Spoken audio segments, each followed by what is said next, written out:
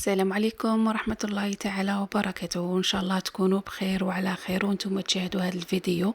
جبت لكم اليوم وصفة الصابلي بونتي، على بالي غادي تعجبكم. بنينة بزاف، مزيج بين الشوكولا وجوز الهند روعة، وتقطع كمية كبيرة ما شاء الله. نبدو على بركة الله ونشوفوا الوصفة تاعنا واش فيها.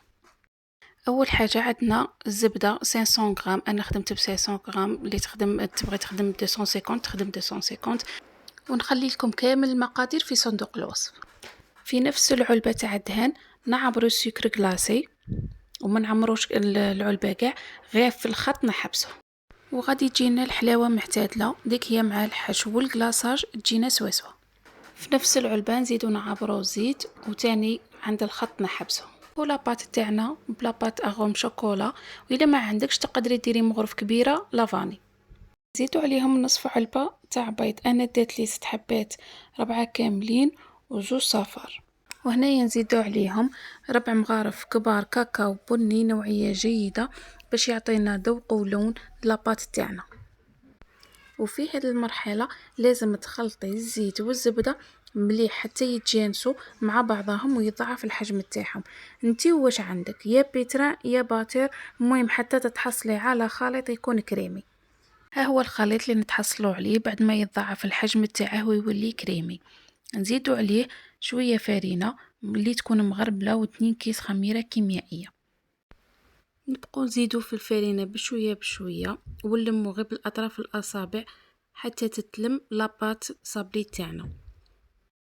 انا هنا عدت لي حوالي كيلو ورطل تاع فرينه. بعد ما لميتها شوفوا القوام اللي تحصلت عليه، تكون طريه وما تلصقش في اليدين. نحكم كمية تاع العجين نخدموها فوق كيس بلاستيكي. كيس بلاستيكي غادي يعاوننا في الخدمة وما يعذبناش. نفتحوها، ما نرقوها ما نخشنوها، تكون معتدلة.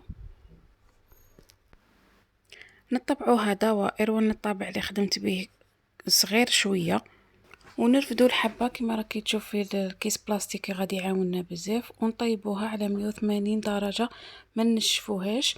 وردوا بالكم وكل وحده والكوشه تاعها، عسوها برك. نجو للحشو اللي عندنا كميه تاع نواة كوكو حوالي 400 غرام، وناس لي بالحليب، انا خدمته في الدار.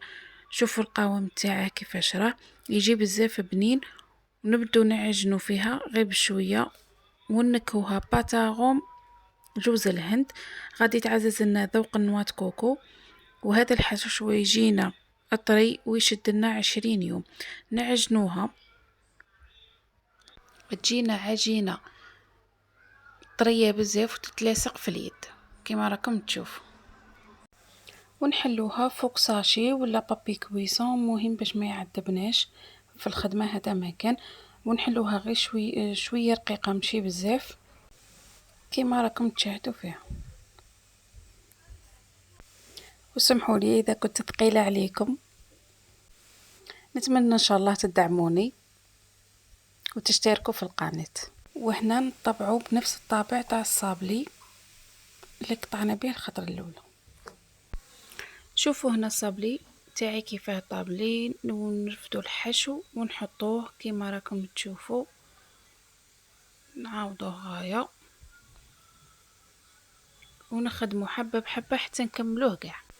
ولي شيت لي بقاولي نعاودوا نلموهم ونحشو بهم بنفس الطريقة.